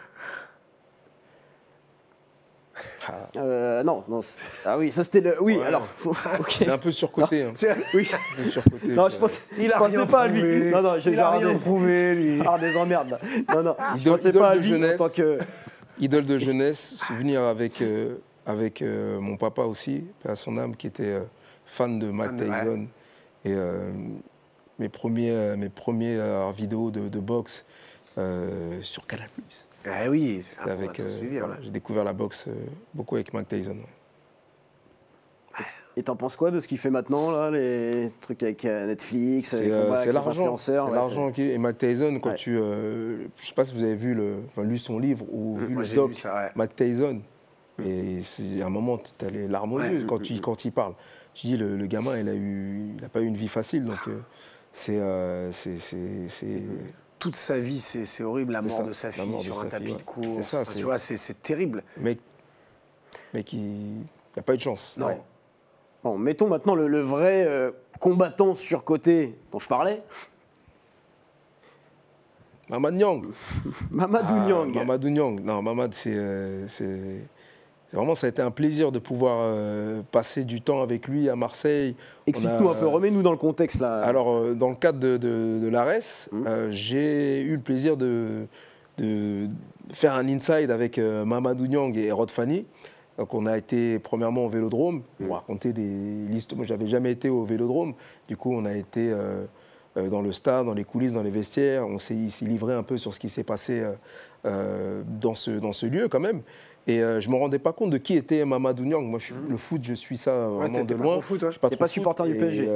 Je supporte Paris, oui, mais après le foot, voilà, Paris, quand ça concerne Paris, mais Marseille, je ne me rendais pas compte. Mais c'est une icône. C'est une icône Bah oui, marseillaise. oui, et Mamadou Niang, il a fait des saisons incroyables là-bas. Et voilà, maintenant, on se parle, on échange. Et quand il s'est mis un peu au MMA, il a testé ça. Il se a débrouille. pris vraiment du plaisir, il se débrouille. Donc on va bientôt préparer des combats d'anciens footeux. Pas d'influenceurs, on va dire. On va trouver des trucs d'anciens footeux. Là. Parce qu'il y a Evra aussi qui Evra aussi qui devait combattre au PFL. Ouais. À l'aise avec les jambes, voilà. Evra. Il l'a déjà prouvé. Un peu de middle, ouais. Il faut pas. Sur les low kicks, lui et Rod Fanny, là, attention. Ah ouais. Il vous crève la cuisse. C'est vrai que ça intéresse beaucoup de footeux, hein. Beaucoup de sportifs en général, ouais. hein, le MMA. Ouais. Ouais, Rod Fanny qui était passé par Rennes aussi, je dis pas de bêtises, et après Marseille. Ouais. Ah, Marseille. On va pas en parler dans cette émission. La prochaine personne, Oh, Diams. Mélanie. Qu'est-ce que tu lui dirais Dans si la tu peau l'as fait comme en la face de Mélanie. toi là? Ouais, Mélanie, on a eu le plaisir de se croiser, de se côtoyer. Et j'espère que tu es en paix là où tu es et que tu kiffes ta vie, tout simplement. Alors tu l'as rencontré parce que tu as écrit une chanson qui lui est dédiée, c'est ça? Ouais, Amoureux d'un diamant. Amoureux d'un diamant, c'était un move que j'avais fait sur une mixtape à l'époque, qui était et je côtoyais DC's aussi j'avais côtoyé sur 2-3 scènes, et du coup je lui ai donné le disque. Je lui ai dit voilà, si un jour tu capes Mélanie. Et il me dit mais elle a entendu déjà parler du morceau et tout. Je dis non. Il me dit si, tout, elle a trouvé ça, et d'ailleurs elle va te contacter, tu vas voir. Et tac, je reçois un message de Diams et tout, qui me dit ouais, je sais que t'es pas amoureux de moi et tout, mais voilà, c'est très intelligent et tout.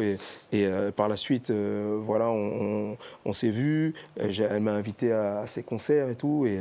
Et puis voilà, tu vois, ça a été vraiment une rencontre très amicale. Et c'était vraiment une belle personne. Au-delà de ça, une artiste incroyable. Vraiment, les sons de Diams résonnent encore.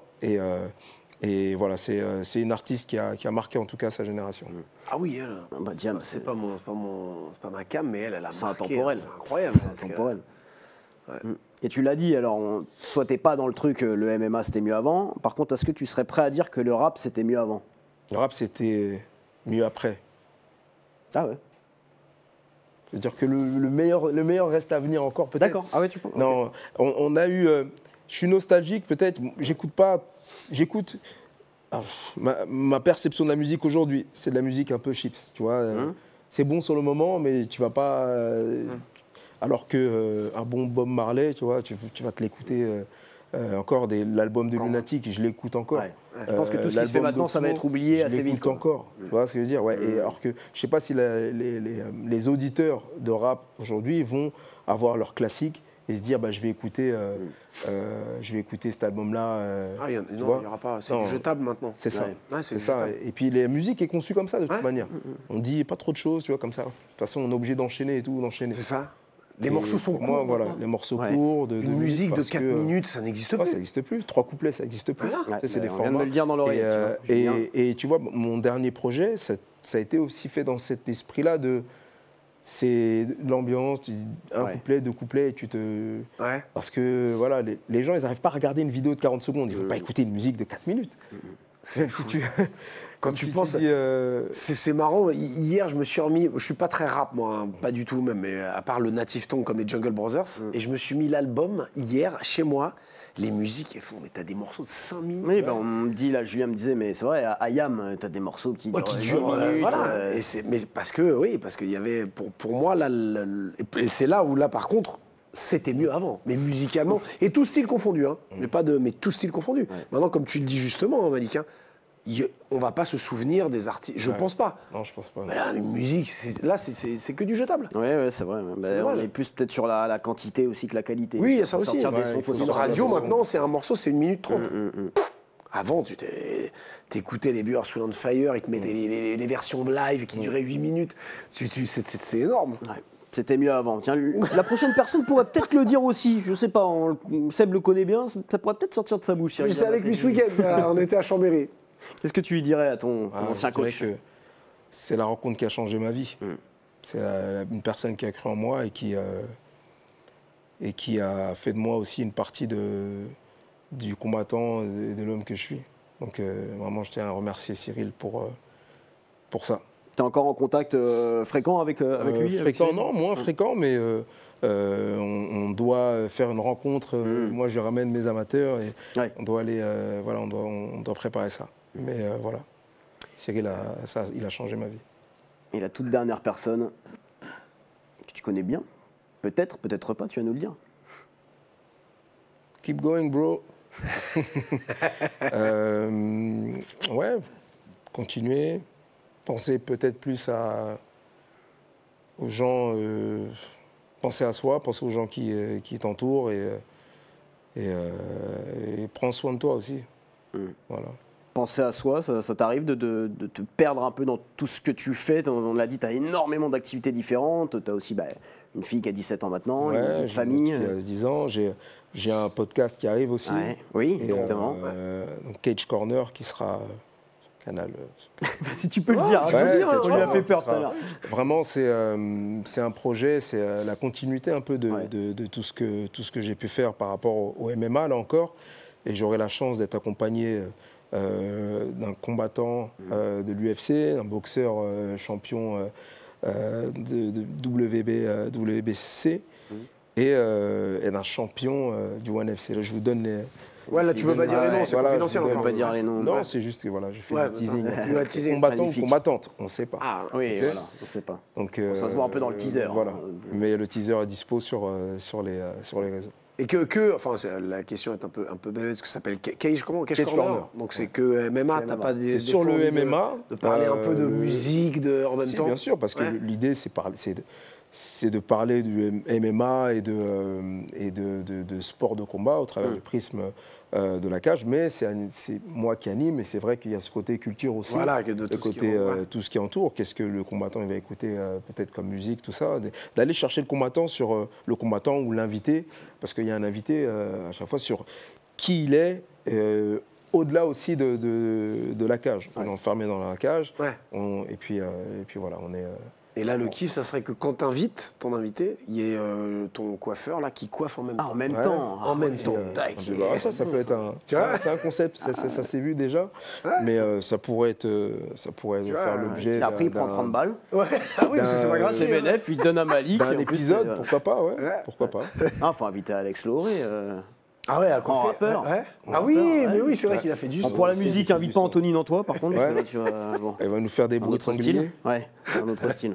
Mais tu sais qu'il y a beaucoup de combattants qui font de la musique. Hein. Ouais, c'est deux cultures et deux milieux qui beaucoup de sportifs, même. Ouais, beaucoup de sportifs en général, mais c'est vrai que dans la boxe. On a pas mal qui rappent. NBA, ouais. Ou alors, c'est pas forcément les mieux. Damien Lillard.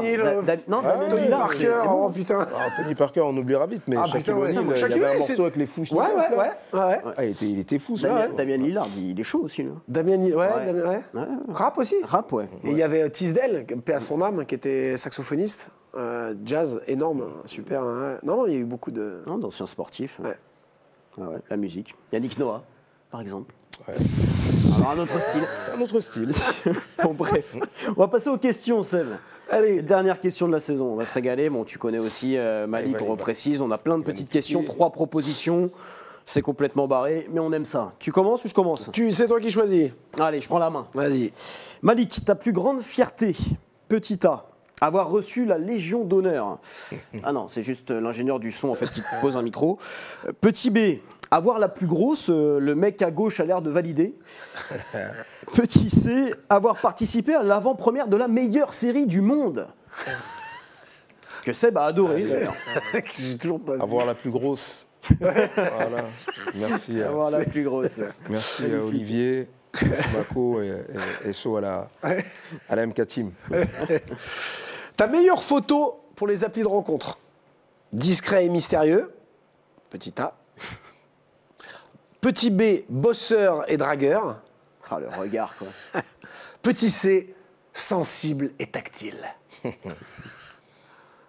Bosseur et dragueur. Ouais, bosseur et dragueur. Tout est dans le regard. Hein. Ouais, non, mais le attention. petit regard. Alors, le meilleur moyen pour motiver tes combattants. Petit A, leur faire regarder des vidéos un peu olé olé avant les fights. Modibo a l'air de bien s'intéresser à tout ça. Petit B, leur faire un gros câlin, évidemment. Et petit C, leur montrer que tu es largement plus musclé qu'eux. Ça, c'est important, tu l'as dit, de garder la forme. Leur faire un gros câlin. Leur faire un gros câlin. La plus grande qualité des combattants du Fighting Beat. Petit A, ils ont toujours le smile. Toujours. Vraiment. Là, c'est unanime. Ouais, franchement. Petit B, ils sont très polyvalents. Ouais. Et petit C, ils ont beaucoup d'expérience. Ah oui, beaucoup. Ils sont polyvalents et ils ont de l'expérience. Voilà. Les deux. Alors, le mieux pour commenter, c'est petit A, à moitié décontracté en col roulé. Voilà, sympa. Petit B, faussement décontracté, cravate un peu dénouée. Petit C, complètement décontracté, t-shirt, en toute simplicité. Là, je parle à l'homme de goût, hein, l'homme de style. Ouais. Bon, j'aurais dit, allez, A. Col roulé. Moitié décontracté. Voilà, moitié décontracté. Col roulé. C'est vrai que quand tu passes à la télé comme ça, il faut avoir ce... Et c'est important. Mais j'ai ce petit rituel en fin d'événement, en fin du UFC. Surtout quand on fait un UFC sur place. Je desserre ma cravate et tout ça. C'est une manière de marquer le truc. Je ne sais pas si vous vous rendez compte, je suis juste un gamin qui a commencé le MMA comme ça parce que j'étais en train de me faire casser la figure sur une plage de Thaïlande par Grégory Baben et d'autres qui faisaient déjà du MMA. Et aujourd'hui, j'explique le MMA, je commente l'UFC, je suis au Madison Square Garden, je suis à Las Vegas, je suis à Paris. Et je suis en train d'expliquer aux gens, bah voilà, ils sont en train de faire ça. Je côtoie les combattants. J'ai aussi cette casquette de coach. J'ai des élèves qui s'expriment et qui performent et qui réussissent dans le domaine. Je suis vraiment reconnaissant auprès du Tout-Puissant et de tout ce qui est autour de moi, tout ce qui est fait pour en arriver là. Aujourd'hui, on est là, on parle de ça. Quelle vie. Être dans MMA Chain Fight, c'est peut-être l'apogée même finalement de la carrière de Malik Sylla. Et on est très heureux de participer au climax. À ça, évidemment. La dernière, c'est, il n'y a pas de photo là. Il n'y a pas de photo? Non, je pense, mais bon, ça parle un peu aux gens, je pense. Ok, bon, d'accord. Je sais pas si alors, si tu devais choisir, tu serais lequel? Alors, il faut savoir que des Malik Sylla, il y en a beaucoup. Il y a un Malik Sylla footballeur américain, il y a un Malik Sylla basketteur, et il y a un Malik Sylla footballeur. Les footballeurs, on le connaît bien. Oui, Monaco. Ouais. Mais le footballeur américain, il a été drafté en 2023, je crois. Au football américain, basket ou... Le foot, toi, non? Non, foot US, parce qu'avant, j'aurais voulu faire du foot US. Ok. C'est juste avant que je me mette au MMA. Je voulais faire du foot US. C'est une expérience qui est... Ouais, ça reste, c'est de la bagarre de terrain. Et puis en plus, ils sont bien payés. Donc, voilà. Ah oui. C'est pas faux. Et j'en connais un autre qui est bien payé, très très bien payé. Il a encore pris un gros cachet. Il va nous en parler dans le Que du Love. C'est Seb, évidemment.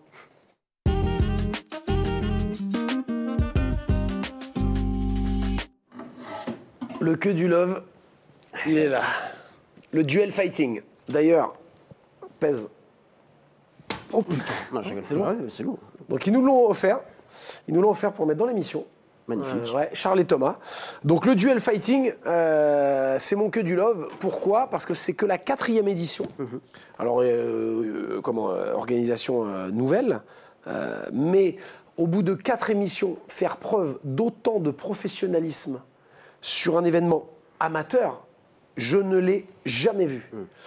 La salle, magnifique, le phare de Chambéry. Auparavant, il avait fait la Halle Olympique d'Albertville. Donc, des grosses salles. Hein. On est sur 3000 places. Hein.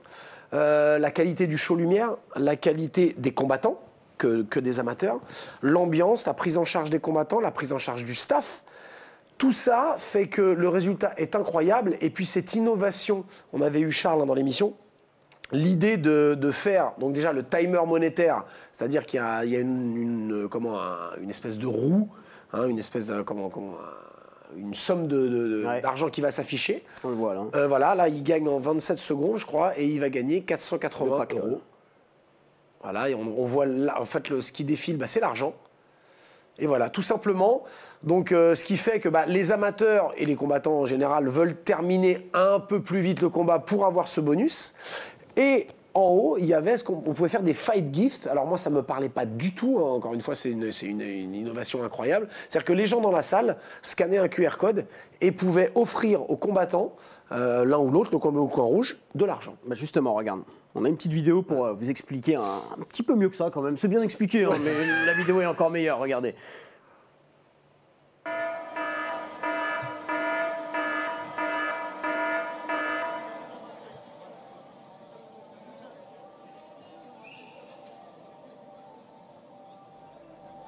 Le phare de Chambéry, bonsoir. Je vous conseille de rester très attentif à ce qui va suivre. Je m'appelle Andréo et je suis le principal collaborateur de l'organisation Duel. Petite particularité, vous l'aurez compris, je ne suis pas totalement humain. Je suis une intelligence artificielle multimodale et agentique en charge du bon déroulement de ce superbe événement. Durant cette soirée, vous découvrirez la Fight Zone. Il s'agit d'une page web accessible très simplement depuis votre smartphone. Sur cette page web, vous consulterez la carte des combats en direct, les résultats de la soirée, et vous aurez la possibilité d'offrir des dons à vos combattants préférés. Chaque don réalisé s'affichera sur les écrans géants ainsi que sur le live YouTube. Pour visiter la Fight Zone dès maintenant, rendez-vous sur zone.duel-mma.com ou scannez simplement ce QR code.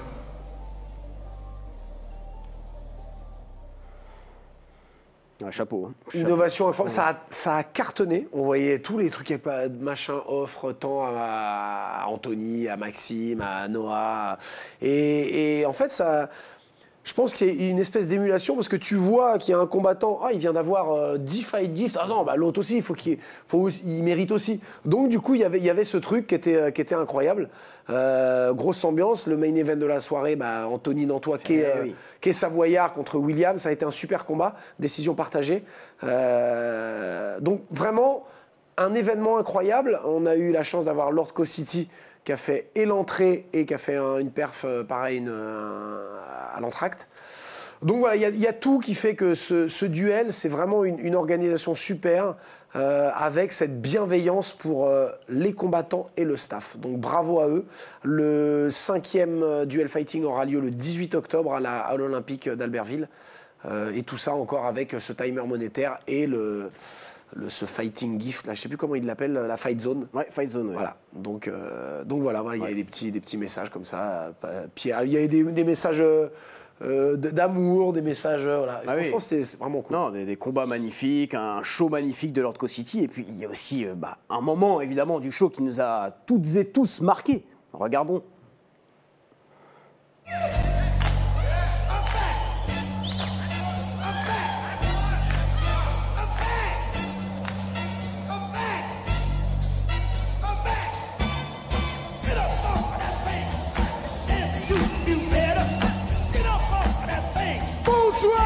Chambéry.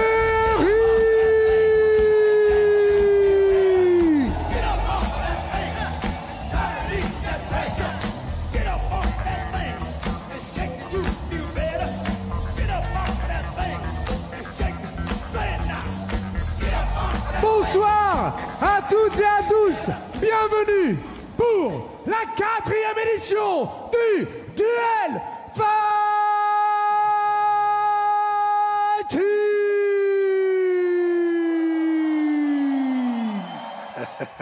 Quelle voix, mais quelle voix. Alors au-delà de ça, t'as vu la cage, les jeux de lumière, c'est... Mais je te dis, moi j'étais scotché par le... J'avais l'impression d'être... Mais vraiment, d'être dans une salle avec l'UFC, la prod, la réalisation, elle était incroyable. Franchement... Et puis des équipes locales qui ont fait ça? Ouais, c'est les mecs de Chambéry, de Savoie, Charles Navillo et Thomas, j'ai oublié son prénom, excuse-moi Thomas. La prod, du coup, c'est... Ouais, c'est local. Tout est... ils font travailler vraiment les locaux. Et voiture à disposition. Non mais vraiment, moi j'ai été bluffé. Pourtant, j'en fais des organes. Mais là, tout était bien. Tout était bien. Vraiment super. J'ai fait une vidéo sur le buffet qu'on avait avec la Fédé. Mais j'ai jamais vu ça, je te jure, je n'ai jamais... Même au Bellator, je me souviens, on avait été, quand je commentais à l'époque sur RTL 9, on avait été au Bellator avec Vincent, mais c'était même pas à ce niveau-là. Non, mais c'est dingue. Mais vraiment, on les félicite, hein, vraiment. Charles Navillo et Thomas Fort. Et Thomas Fort, on les félicite. La voix de Seb, magnifique, vous en voulez encore, et bah, c'est prévu, évidemment. Le main event nous montre en direct ce que ça fait.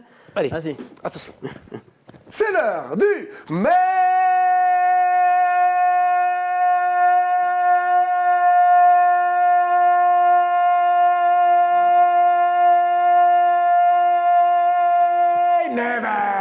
Oh là là, que c'est fort, que c'est... Comment tu fais ça? Ça part d'où? Mais je comprends pas. À un moment, ça te... C'est pas la gorge. Ok. En fait, si tu speaks, ou si même quand tu chantes, si tu utilises ta gorge, tu vas faire 3 chansons ou 2 speaks, t'es mort. En fait, c'est la colonne d'air. Et j'ai la chance d'avoir... donc j'ai grandi avec mes amis d'enfance, Steph et Rico, les frères Filet, qui bossent... Steph bosse avec Blade. Bien sûr. Donc on se connaît depuis qu'on a 5 T'étais piges. à leur show? J'ai pas été. Steph, il me dit viens. Après, il y avait... ils étaient 3, Steph, Blade et... Ah merde, j'ai oublié son prénom. Et on va souvent bouffer au Djadja, nous, le lundi. Et souvent, on se retrouve là-bas. Enfin bon, bref, ouais. Ça commence à faire beaucoup d'oubli. Et du coup, c'est eux, comme ils sont chanteurs, pro, hein, c'est leur métier. Quand on était gamin, on a été élevés, tu vois, moi j'ai la culture reggae, la culture rasta, Steph c'était la soul et tout, et on passait nos après-midi à chanter, à faire de la musique, et c'est eux qui m'ont appris cette colonne d'air, et maintenant c'est pareil pour le théâtre. D'accord. Sinon, t'es mort. Donc tout ça, c'est grâce aux frères Filet, c'est ça? Les Filet Brothers, ouais, Steph et Rico, voilà, on est... Putain, quand j'y pense, 45 ans d'amitié. Les frères Filet. Très mignons, d'ailleurs. Hein. Les filets mignons. C'est la dernière de la saison, excusez-moi. Désolé. Et avec Steph, on est ensemble au PSG depuis qu'on est gosse. Ah ouais. Et voilà. Bon, magnifique. Non, mais c'est magnifique. On a prévu un petit truc pour finir cette saison en beauté, les MMA Chilean Fight Awards. Voilà, on a quelques trophées à remettre. On est un peu radin ici, donc on n'a pas vraiment de trophées ou de cadeaux. Si, bah, peut-être les pulls, du coup. Ah non, moi je garde. Les mecs. Non. Non, bon, on va juste les faire comme ça, du coup. Allez, okay, on a plusieurs catégories, et puis on s'est amusé un peu à élire certains qui sont passés dans l'émission. L'invité le plus stylé. On découpe ça ensemble? Vas-y. Allez, c'est parti.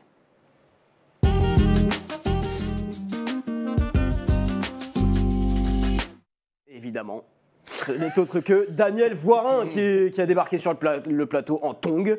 Voilà, qui s'est même permis d'en retirer une, nous montrer un peu ses pieds, ses jambes. Magnifique. La meilleure punchline. Ah, ben ça, je pense savoir. Je vais ouvrir mes fesses, et puis je vais laisser introduire ce que tu veux.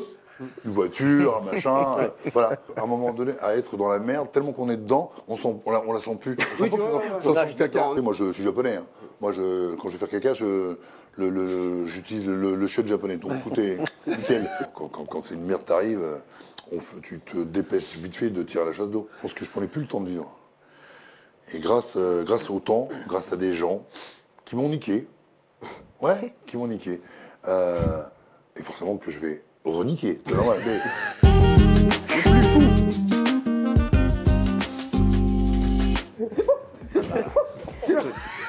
Les mecs sont...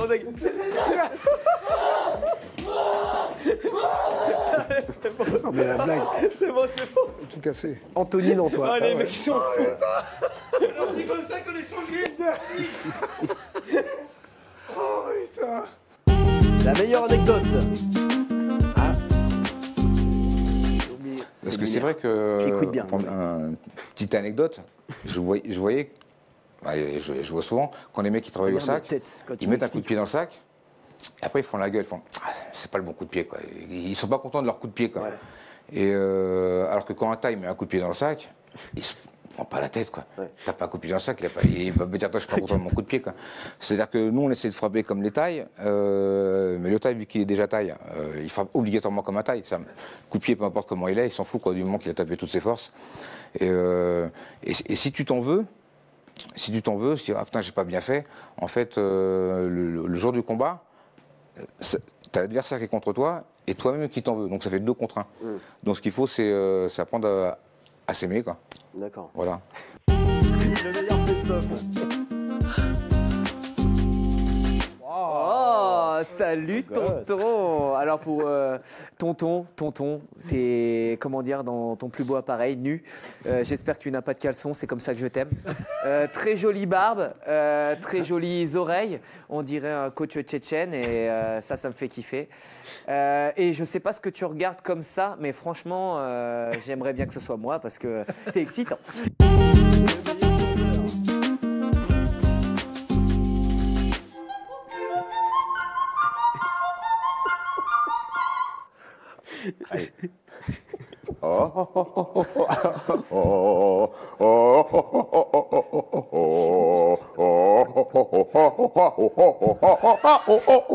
Putain, c'est un crapaud.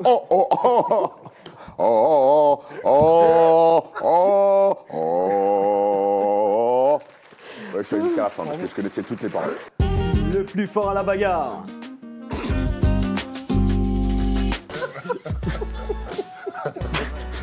Il est mort de rire. Mais quoi? Mais oui, mais tu veux que je me mette comment? Attends. Je te mets plus là, tu vois. Ah bon? Bah vas-y.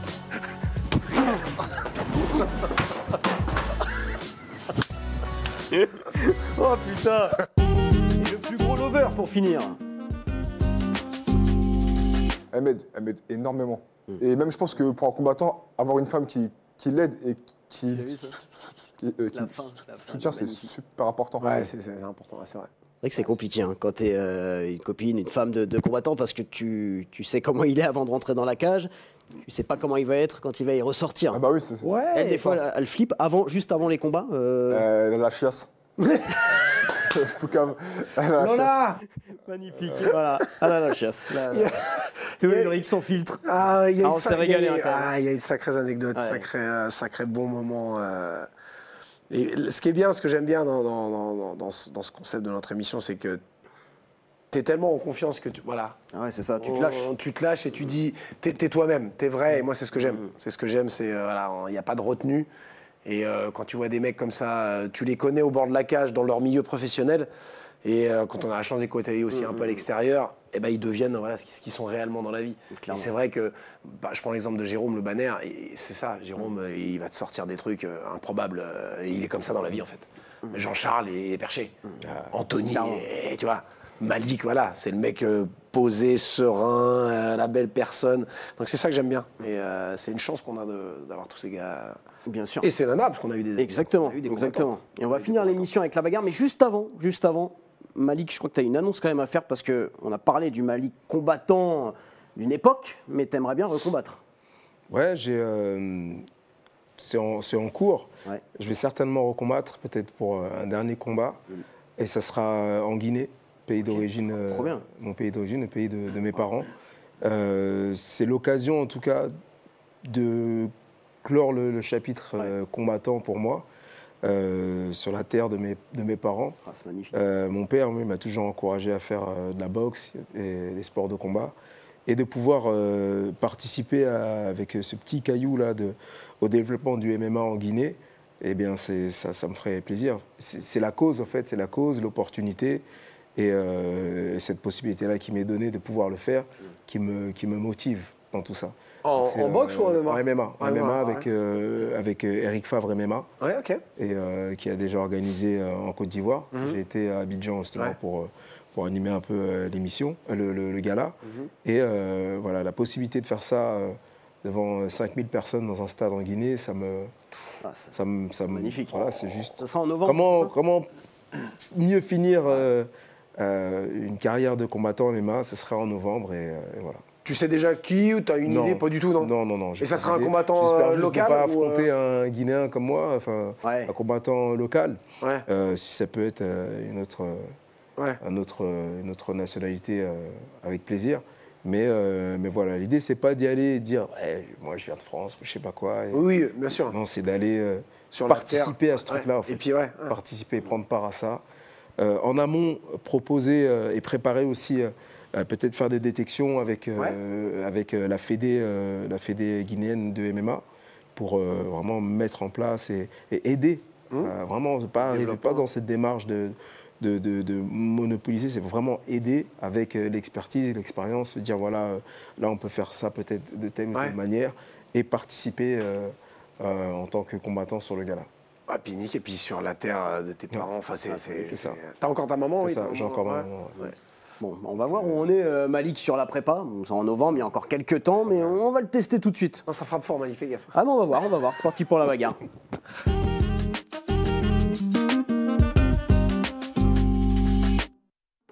Très simple. Bon, Malik, tu connais le concept évidemment. Je vais mettre le plastron. D'accord. Tu vas te lever. Gants ou... Tu me frappes, fais-toi plaisir. J'hésite, j'ai la main, j'ai une petite entorse. Ah, les excuses, mais ma jambe fonctionne. Je pense qu'on va envoyer un petit middle. J'aime bien un petit middle. Un petit middle. Ah, moi, ma jambe fonctionne plus trop. Tu sais, j'ai l'habitude de me mettre toujours comme ça pendant l'émission. Dès que je me lève. Faut que tu reprennes le sport. Ouais. Toc. La toute dernière, ça va me manquer. Hein. Tu peux encore faire marche arrière. Non, attends, tu me prends pour qui, Malik? J'en ai vu passer. Hein. Faut peut-être mettre un peu d'élan. Le banner, tranquille, c'est bon. Le banner, il a envoyé un Samba Sima, Mokimo Diakité. Jérôme, il a le point, Jérôme. Jérôme le point, je crois. Oui, il a pas mis le... Alors attends, mets-toi comme ça. Est-ce qu'on le voit bien, les gars, Malik, au niveau de la caméra? Oui. Tu veux que je pousse la table ou ça va? Non, normalement ça va aller. Attends, mets-toi un peu plus comme ça. C'est bon? Pour pas que tu prennes la... Ouais. À chaque fois, j'ai envie de pisser dans cette séquence en plus.